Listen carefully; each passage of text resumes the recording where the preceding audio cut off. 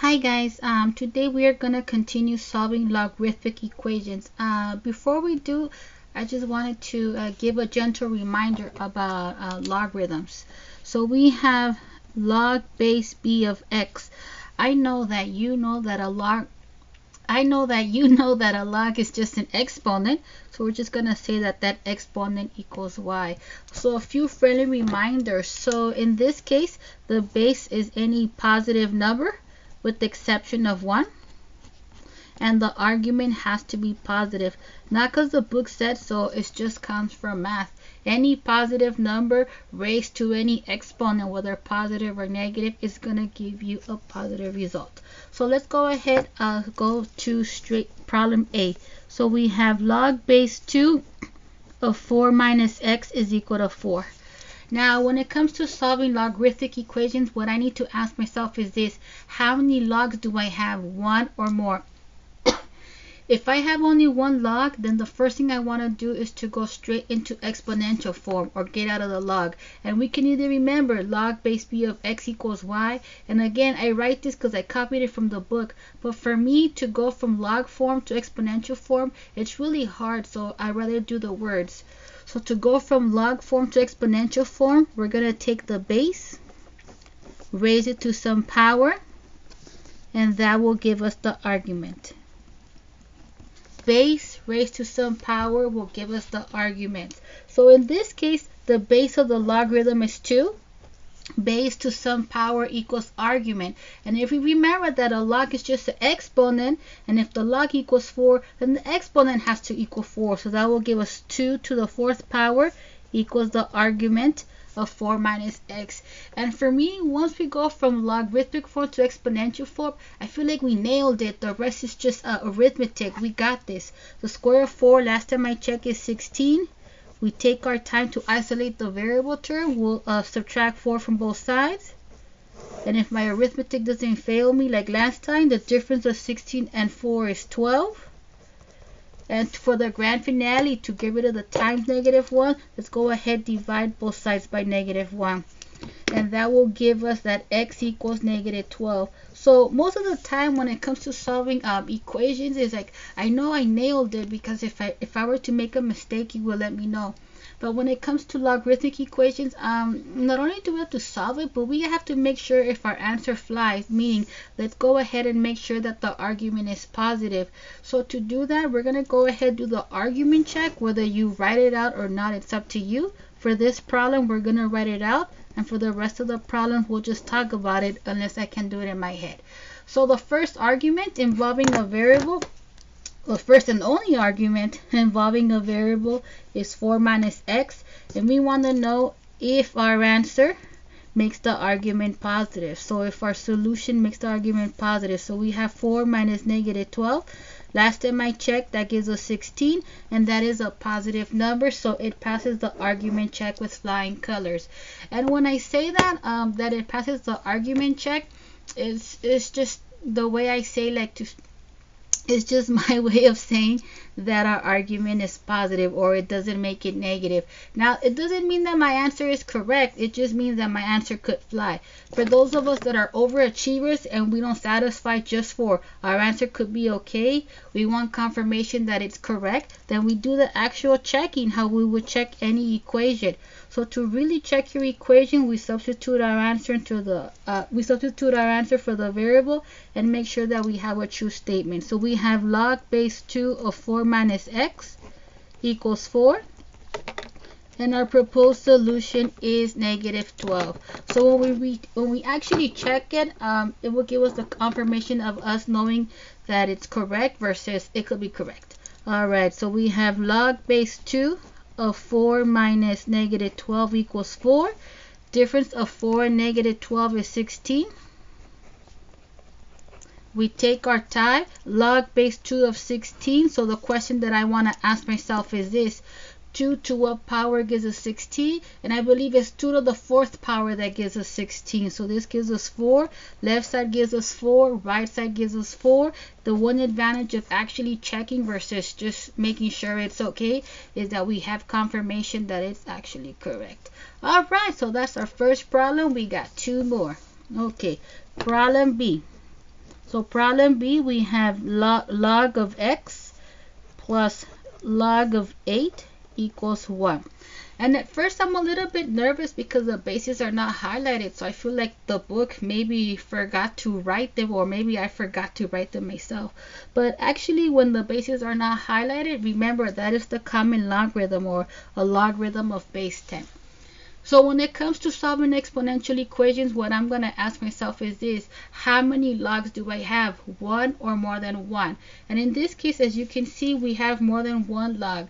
And when we have more than one log, then we need to fix it so we have no more than one log on each side. So we're going to use the properties of logarithms, so the power rule, quotient rule, or the product rule. And I forget the properties, but I can always vent out my frustrations. So I'm like, silly logarithm rules, they make me so mad. Remember, we have to throw a s at the end, else this is not going to work. So what I'm going to ask myself is this: what's going on with the logs? Am I adding them or am I subtracting them? If I have either one of these, then I have the green light to backtrack to have a single logarithm. In this case, we have a sum of logs, or we have an addition. So because we're adding the logs, to backtrack to a single logarithm, we're going to go ahead and multiply the arguments. So we have logarithm, I guess base 10, and we multiply the arguments, which is x times 8. Fantastic. Let's take our time, simplify the product of x and 8, which will give us 8x. Cool. Alright, so again, to solve logarithmic equations, we need to ask ourselves, how many logs do I have? One or more than one? So we had more than one from the start. Thanks to our hard work, now we only have one. And if we only have one, then we're going to go straight to exponential form. Base to some power equals the argument. The base is not highlighted. If you don't need it, I don't need it. But you're not going to take the test from me, so I'm going to write it. So I'm going to highlight the base. So then with confidence, I'm like, oh yeah, base to some power will give us the argument. So the base is 10. What is the power? A log is just an exponent. So if the log equals 1, then the exponent equals 1. So base to some power will give us the argument. And I said it before, whenever we get out of the log, I'm like, I can breathe. So let's go ahead and do this. To get rid of the times 8, let's go ahead, divide both sides by 8. And then you do what you got to do to simplify it. If you go straight to calculator, you get a decimal. I don't know what that is. I'll just reduce it. Last time I checked, 10 and 8 have a common factor of 2. I'm going to old school reduce. I don't really like the cross canceling. Cross canceling is nice because I guess it's fast. But the downside is that when I check my work, it doesn't allow me to see what my entry was before. So when we reduce by 2, that will give us 5/4. If you punched it in straight calculator, then you get 1.25. So with that being said, I know we nailed our algebra, but the question is, does it pass the argument check? Meaning, let's verify that all our arguments are positive. The first argument involving a variable is a x. X is 5/4. 5/4 is positive, so we're good. The next argument does not have a variable, so that's it. We passed the argument check, which means that our answer is acceptable. If you really wanted to check it because you're that overachiever, you punch it in, and I guess the left side should simplify to 1. Fantastic. So that is 2 problems. So we have one more to go. Problem C, we have log base 5 of 2 minus x is equal to log base 5 of 3x plus 8. So again, we have another logarithmic equation. So I'm going to ask myself, okay, how many logs do I have? One log or more than one log? And as you can see, we have more than one log. And if we have more than one log, then we need to fix it so we have no more than one log on each side. Last time I checked, we have one log on the left, one log on the right, so we're good. And the question is, how should we approach it? It's really up to you. You can either do some fun math, or you can apply the property of logarithmic equations. And the property of logarithmic equations states that if the bases are equal, then there's no way around it. The argument has to equal. So we have the left argument is equal to the right argument. Cool. So we look at our equation, see what kind of equation we have, and then we solve it from there. So at this point, we have another linear equation. That's nice. Let's fix it so we have the variables on the same side. If I can read your mind, I almost want to say you want to add x to both sides. So let's go ahead and do that. If you choose to add x to both sides, that will leave you with 2 is equal to 4x plus 8. We keep moving forward. To isolate the variable term, we're going to go ahead and subtract 8 from both sides, because the inverse operation of addition is subtraction. If I want to say fewer words, we say the opposite of adding is subtracting. To finish it off, to get rid of the times 4, let's go ahead and divide both sides by 4, and that will give us a fraction that reduces to negative 3/2, I believe. So again, I know we nailed it, but the question is our answer acceptable? Does it pass the argument check? I don't know. 2 minus negative 3/2. I'm a little bit tired, so I can't do that in my head. So let me just put argument check. So we're gonna look at all the arguments involving a variable, and then make sure that our answer doesn't make any of the arguments negative. So we have 2 minus x. 2 minus negative 3/2 is the same as 2 plus 3/2. Sorry about that, guys. And then 2 plus 3/2, I don't know what that is, but I know it's positive, so we're good. So one argument down, one more to go. So the next argument involving a variable, cool, I'm out of space, is 3x plus 8. And I want to know, does my answer make the argument positive? It better. If not, we'll have to handle it. So we have 3 times negative 3/2 plus 8. This is a little bit hard for me to eyeball if this result is positive or not, so I'm just going to continue doing the math.